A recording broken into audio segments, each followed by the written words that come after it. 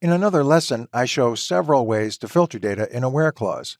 It turns out that using a join, or 3 or 4, in the from clause is a way to filter rows in your result set too. Sometimes you have to put the filtering in the from clause. Sometimes you have to filter rows in the where clause. Sometimes you can do it in both. Here's a common scenario with the employees and departments table. I'll show you several ways to join these two tables on the department ID column.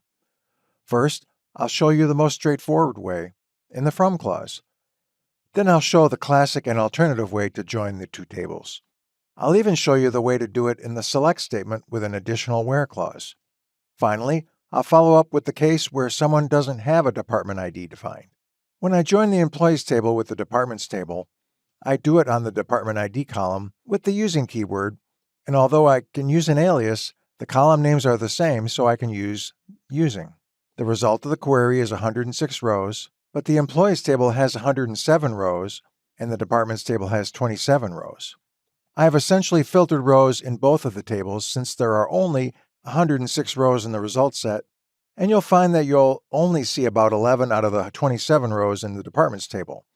I've been using an equijoin where only rows that match between the two tables are returned from the query.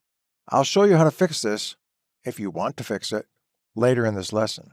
What if I want to filter rows in the where clause? I have to rewrite the query slightly. Here are a few things to note. First, I put the join condition in the where clause using Oracle-specific syntax. Second, notice that I have to put aliases for the table in the from clause and then use them in the where clause.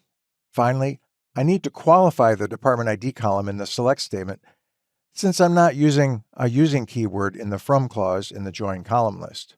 If this were a non-equijoin, I'd have to decide what table I'd be getting the results from, but since I'm using an equijoin, I can use either E or D to qualify the column name. The bottom line is that even though I get exactly the same result set, the first version is much easier to read. It doesn't happen very often, but you can also filter rows in the select clause with one addition to the where clause. Since I'm only getting one column from the departments table, I put a subquery in the select statement as you can see in the slide. The big advantage is that you don't have to put one or several tables in the from clause, and that makes a difference when you have to join 10, 20, or more tables and you want the code to look as clean as possible. This query also returns 106 rows, but only because I put the condition in the where clause. We have 107 rows in the employees table, but let's say I wanted to see all rows in the employees table and match to departments when I can.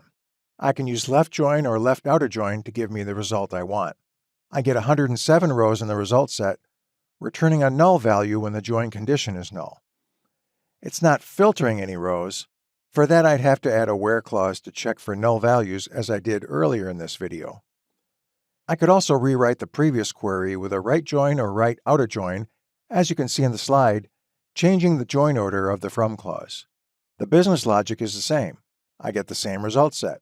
You will usually use a left join, but there can be cases where a right join makes more sense, and you'll get the same result set and the optimizer plan is almost always the same. So write it how it makes sense from a readability and maintainability perspective. The last topic I want to cover is on Cartesian products. The name comes from the ancient mathematician René Descartes and means you have to have two sets of numbers and you create matching pairs of numbers by combining every number in the first set with every number in the second set. In the SQL language, it means about the same thing. When you don't have to have a join condition, as in the slide, you end up with each row from the first table combined with each row from the second table. In this case, you get 2,889 rows, and that's almost certainly what you're not looking for. The query is simple, but it returns the wrong results. If you really intended on doing a Cartesian product and you didn't want another report writer to question your SQL code, either 5 days from now or 5 years from now, rewrite the query using the ANSI and Oracle-supported syntax and use the cross-apply keywords in your statement. You'll get the same result set, the optimizer plan will be the same, but your fellow query writers will question your code less. Use a condition in the join clause when it makes sense to join 2 or more tables. In many cases, you can join 2 tables in the from clause or the where clause. Make sure you have n-1 join conditions for n tables, otherwise you're going to get Cartesian products, and you rarely want that to happen. You can even put additional logic in the select clause and join conditions but I like to put things that actually filter rows in the where clause and keep the join logic clean and readable. Which one will the optimizer pick? Probably the best one if the statistics are up to date. First, write your code to represent business logic and make the code readable. Then be concerned about the optimizer when you aren't meeting your SLA.